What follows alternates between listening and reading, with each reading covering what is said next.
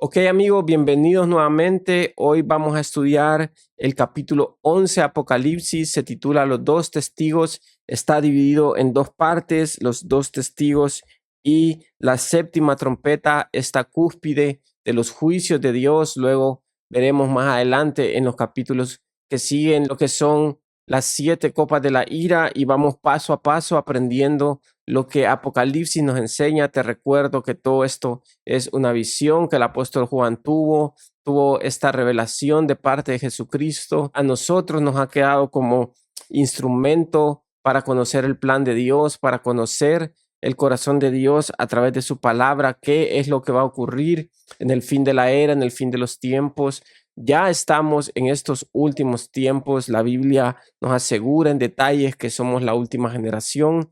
El regreso de Cristo está bastante próximo y tú y yo lo podemos ver con ojos abiertos en este 2025, a las puertas del 2026, cómo todas las cosas se están cumpliendo, todas las señales se están dando. Te invito a estudiar el capítulo 24 de San Mateo, donde Jesucristo mismo directamente habló sobre las señales acerca del fin. Hay contenido en el canal sobre eso. Entonces, te invito a que lo estudies, a que lo compartas, y hoy vamos a centralizarnos en estos primeros 14 versículos donde nos habla de estos dos testigos. Vamos a ver quiénes son, quiénes no son. El escenario bíblico nos centraliza en la ciudad de Jerusalén. Lo que vamos a leer aquí va a ocurrir en la ciudad de Jerusalén, en el templo que el anticristo va a construir en su reino como un falso Mesías. Todos esos detalles del fin de los tiempos, del imperio del anticristo, que también es importante conocerlos, lo iremos estudiando paso a paso. La Biblia tiene mucha información sobre esto. Hemos hablado que hay 150 capítulos en la Biblia que nos enseñan las dinámicas de la segunda venida de Cristo, de el fin de la era. Entonces, ese es el escenario. Jerusalén es el epicentro de lo que está ocurriendo en este último periodo de la historia. Vamos a ver cómo nos detalla que hay un periodo de 7 años y 3 años y medio de gran tribulación, y vamos a ver qué es lo que está ocurriendo ahí. Vamos a ver quiénes son estos dos testigos, y Jesucristo mismo habló también de esto en San Lucas 21 sobre lo que iba a ocurrir en ese último periodo de la historia, en esos últimos 3 años y medio, ahí en el templo judío, en la ciudad de Jerusalén. Ese es el foco, ese es el epicentro, el lugar geográfico donde la visión de Apocalipsis 11 nos va a centralizar. También te recuerdo que estamos en una parte parentética. Hemos hecho un paréntesis donde después de que se tocó la sexta trompeta al final de Apocalipsis 9, la Biblia en Apocalipsis 10 nos abrió un paréntesis donde en el mensaje anterior de Apocalipsis 10 vemos que Juan tiene una experiencia con un ángel que tiene un librito, y todo eso ya lo vimos. También puedes verlo acá en el canal. Entonces Juan sigue teniendo esta experiencia. Es probable que este mismo ángel le vaya a dar dirección de lo que va a ocurrir aquí en el capítulo 11. Entonces puedes leer ahí conmigo. Dice: entonces me fue dada una caña semejante a una vara de medir, y se me dijo: levántate y mide el templo de Dios y el altar y a los que adoran en él, pero el patio que está fuera del templo, déjalo aparte y no lo midas, porque ha sido entregado a los gentiles, y ellos hollarán la ciudad santa 42 meses. Ok, tenemos que entender algo. A lo largo de Apocalipsis vamos a ver detalles que referencian lo mismo. En este caso, leímos que hay un periodo de 42 meses. Esos son 3 años y medio. Más adelante, ahí veremos que los dos testigos van a profetizar por 1260 días. También es un periodo de 3 años y medio. Siempre que en Apocalipsis leamos 1260 días, 42 meses, 3 años y medio, tiempos y medio tiempo,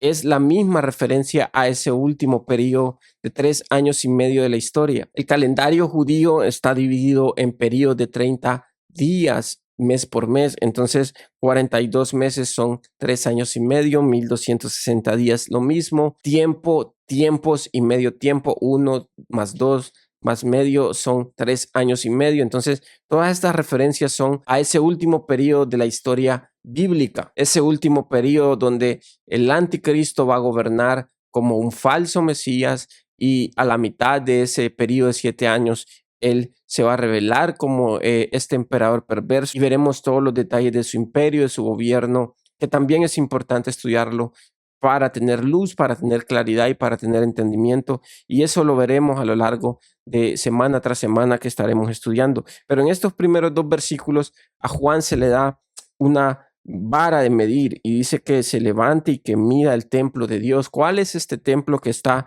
hablando aquí? Acordémonos que cuando Juan está recibiendo estas visiones es aproximadamente en los años 90 después de Cristo. El segundo templo judío que fue construido después del periodo posexílico, cuando el pueblo judío sale de Babilonia en los tiempos de Zacarías, Esdras, Nehemías, ese templo fue destruido en el año 70 después de Cristo. No es una referencia a ese segundo templo, sino a un tercer templo que el anticristo va a construir en su imperio. Hay muchos detalles sobre la historia del templo en Jerusalén. El templo existía donde actualmente en Jerusalén se encuentra esta mezquita musulmana, la mezquita de Omán. Entonces, en su imperio, el anticristo, como un falso Mesías, quizás va a tener todo el poder político, todo a su favor, pero van a haber acontecimientos bastante fuertes en la historia humana, porque en ese lugar donde está esta mezquita, esta cúpula musulmana, ahí este tercer templo va a tener que ser reconstruido. Entonces es este templo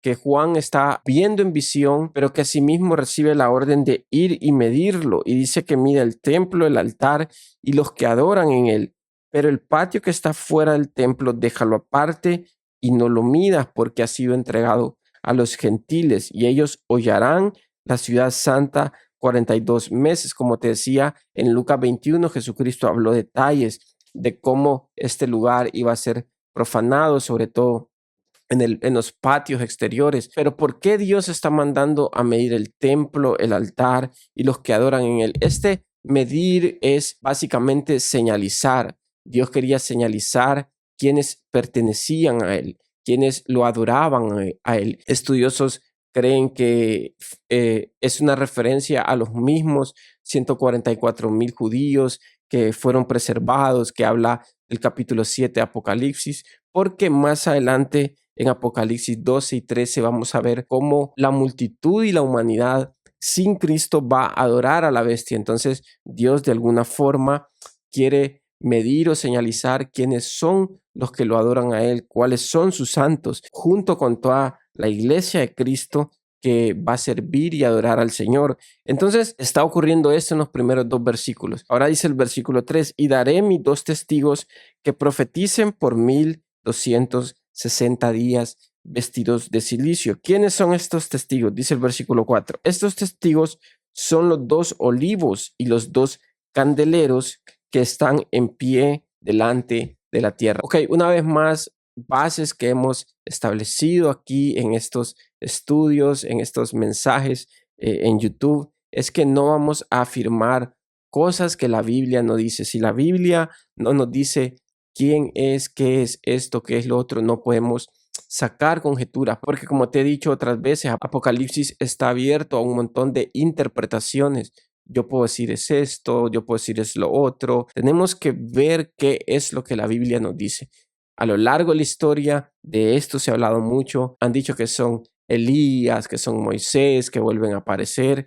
Y hay referencias de lo glorioso y poderoso que van a ser estos testigos. Te puedo asegurar que van a ser 2 hombres ungidos de parte de Dios. 2 hombres literales que van a tener una unción especial. Y vamos a ver detalles de lo que ellos van a hacer, de cómo Dios los va a usar, de por qué ellos están viniendo. De hecho, ellos están viniendo a anunciar el evangelio, a anunciar profecías verdaderas y a exponer que este anticristo no es el Mesías, a decirles, no, él no es Jesús. El Mesías que nosotros esperamos va a venir del cielo, y ellos con su mensaje van a conmover el mundo, van a conmover las naciones, van a conmover los judíos que están creyendo que este anticristo que está frente a ellos es el Mesías, pero ellos vienen con exhortación a decir, no es él, y vamos a ver todos esos detalles, pero no podemos decir específicamente es Elías y es Moisés que han reaparecido, porque la Biblia no lo dice. Hay una referencia que la Biblia misma nos da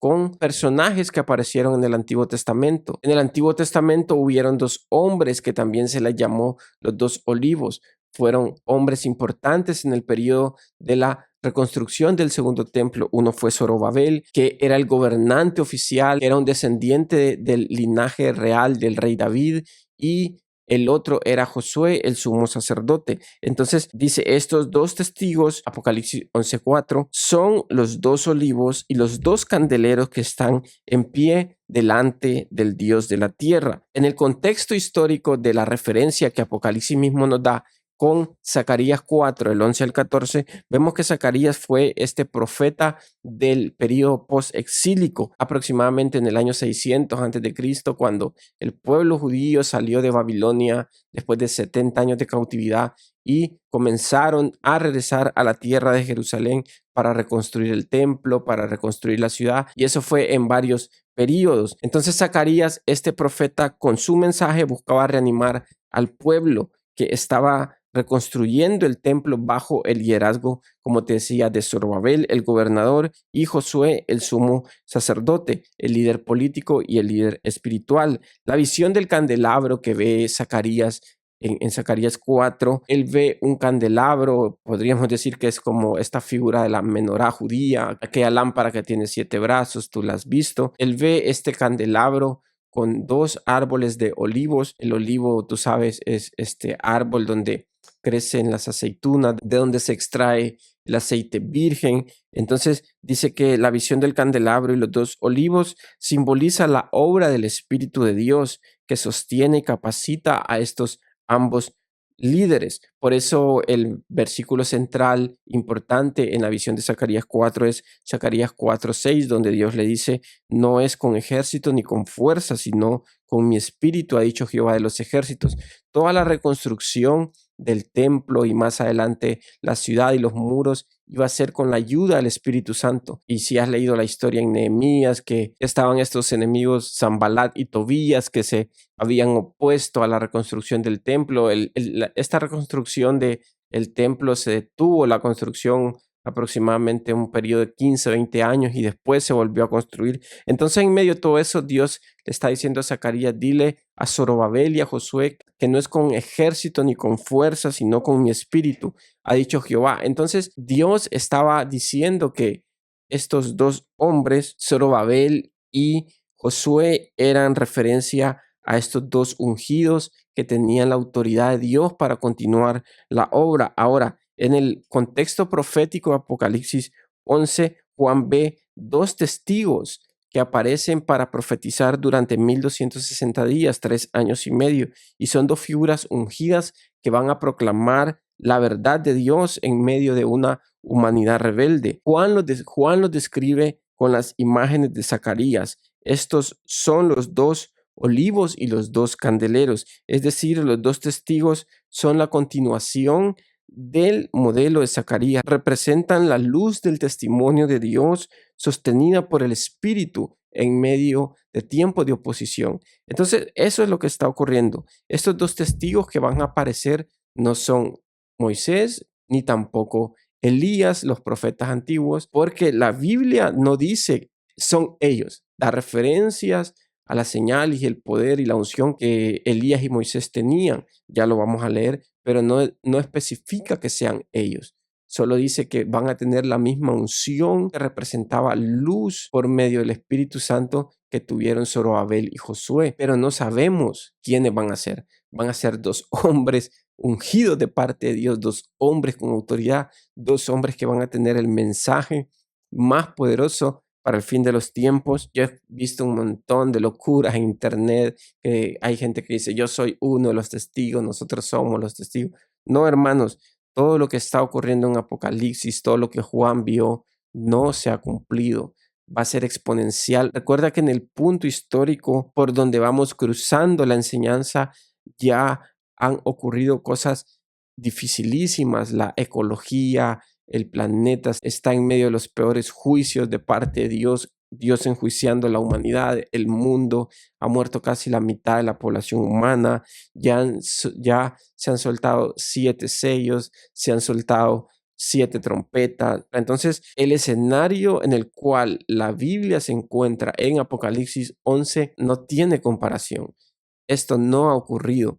Y bueno, veremos más detalles en lo que continúa. Ok, versículo 4. Estos testigos son los 2 olivos y los 2 candeleros que están en pie delante del Dios de la tierra. Si alguno quiere dañarlos, escuchen, sale fuego de la boca de ellos y devora a sus enemigos. Acuérdate que Elías, Dios lo usaba con poder para hacer descender fuego del cielo, pero ellos van a tener para poder sacar fuego de sus bocas. Impresionante.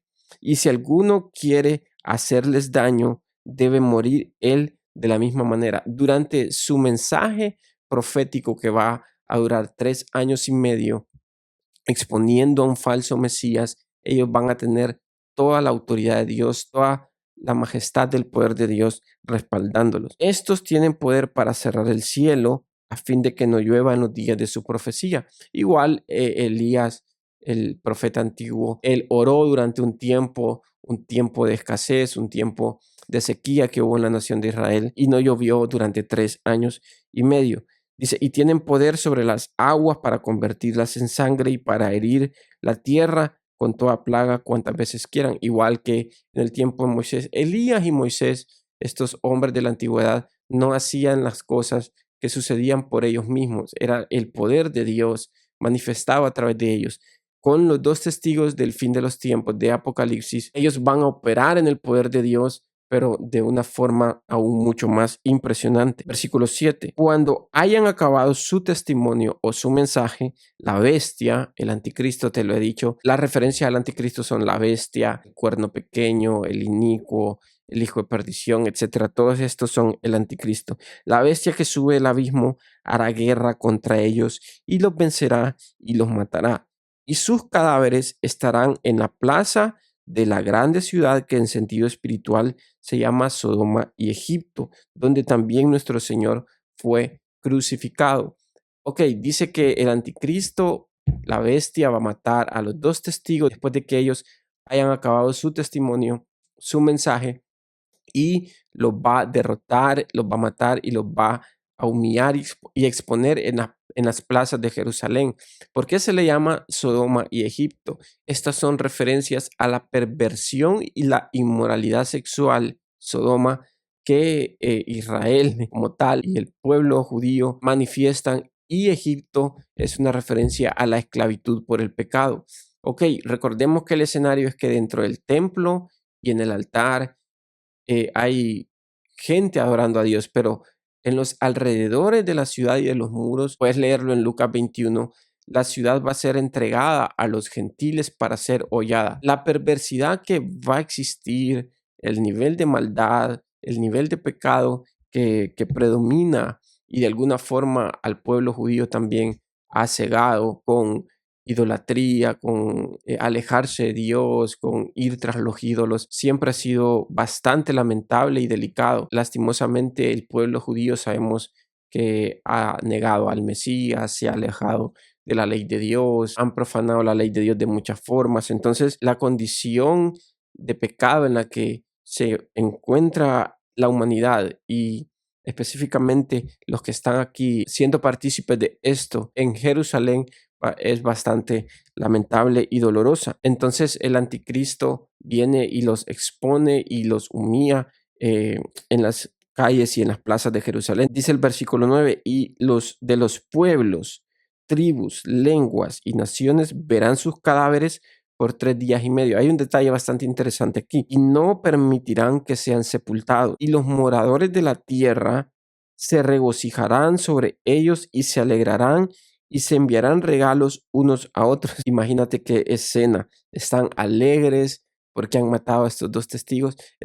El tema es que estos 2 testigos vienen con un mensaje de autoridad, un mensaje de parte de Dios, y están exponiendo a un falso Mesías antes de que se manifieste durante los primeros 3 años y medio. Y luego cuando se manifiesta como la bestia, los mata, pero no son sepultados, sino que están expuestos durante 3 días y medio y la gente está alegre, la gente está celebrando y se están enviando regalos y todo porque estos que los atormentaban, vamos a leer aquí, habían sido derrotados. Entonces dice, y los moradores de la tierra se regocijarán sobre ellos y se alegrarán y se enviarán regalos unos a otros, porque estos dos profetas habían atormentado a los moradores de la tierra. Esto pasa en una forma mucho más pequeña a lo largo de la historia, cuando alguien lleva el mensaje del evangelio, cuando alguien lleva la verdad de Dios, el mensaje de verdad, expone la corrupción. Siempre los profetas que Dios ha enviado con mensajes llenos de su verdad, llenos de su palabra, han conmovido al mundo, han trastocado las tinieblas, y siempre cuando la gente no quiere oír el evangelio, este es el escenario que los rodea, se sienten confrontados, no les gusta. Entonces, eso es en una medida mucho más pequeña. Versículo 11, escucha, pero después de 3 días y medio entró en ellos el espíritu de vida enviado por Dios, y se levantaron sobre sus pies, y cayó gran temor sobre los que lo vieron, y oyeron una gran voz del cielo que decía: subid acá. Y subieron al cielo en una nube, y sus enemigos los vieron. Es muy parecido a lo que vivió Jesucristo. Jesucristo, después de 3 días, entró el Espíritu de Dios en él, lo resucitó, y obviamente Jesús subió al cielo después de 40 días. Esto lo enseña el libro de los Hechos, pero ellos también fueron llevados a la gloria del Padre en una nube. Esto que le va a ocurrir a los dos testigos, a estos dos hombres enviados con unción especial de Dios, que no sabemos quiénes son, va a ser impresionante. Versículo 13, en aquella hora hubo un gran terremoto, y la 10ª parte de la ciudad se derrumbó, y por el terremoto murieron en número de 7,000 hombres específicamente, y los demás se aterrorizaron y dieron gloria al Dios del cielo. Con la gente en este último periodo de la historia humana bíblica, antes de que Cristo regrese, van a pasar cosas a veces un poco incomprensibles, porque primero están en contra de ellos, ahora después de todo lo que están viendo le dan gloria a al Dios del cielo, pero más adelante en Apocalipsis 3 y 14 vas a ver que comienzan a adorar a la bestia, y es difícil comprenderlo, pero aún en medio de todo lo que está pasando, el conflicto que hay, la condición del mundo, toda la serie de juicios que hay, la gente a veces dice que sí, a veces dice que no. Entonces, la verdad, te lo confieso, yo no entiendo mucho. Pareciese que también a veces fuese el escenario de algunas personas que van a la iglesia. A veces dicen que sí, a veces dicen que no, y que a veces están que adorando a Dios, y que a veces están que diciendo malas palabras y comportándose de un montón de formas bien raras, y luego vuelven a ir a la iglesia. Entonces Dios conoce los corazones, pero la condición del ser humano muchas veces es bastante compleja en lo que a Dios se refiere y los caminos que Él demanda. Pero bueno, está ocurriendo esto, y luego dice el versículo 14, el segundo ay pasó, he aquí el tercer ay viene pronto. Vamos a detenernos aquí en los últimos versículos de este capítulo 11. Vemos el escenario cuando la 7ª trompeta es tocada, el tiempo se ha terminado. Recuerda que el ángel con el librito del capítulo 10 vino con un mensaje a decir: dile a la humanidad y profetiza, Juan, que cuando la 7ª trompeta sea tocada, no habrá más tiempo. La 7ª trompeta abre paso a el descenso de Jesucristo a la tierra, la aparición de Cristo en el cielo. Jesucristo está listo para volver a la tierra. El tiempo se ha cumplido. Vamos a ver todos los detalles que hay con el sonar de esta 7ª trompeta en el siguiente mensaje del otro sábado. Es fascinante. Es aquí donde Cristo va a aparecer en el cielo. Es aquí donde los cristianos, pueblo de Dios, van a ser arrebatados con Él en el aire para que se prepare su descenso, su entrada triunfal.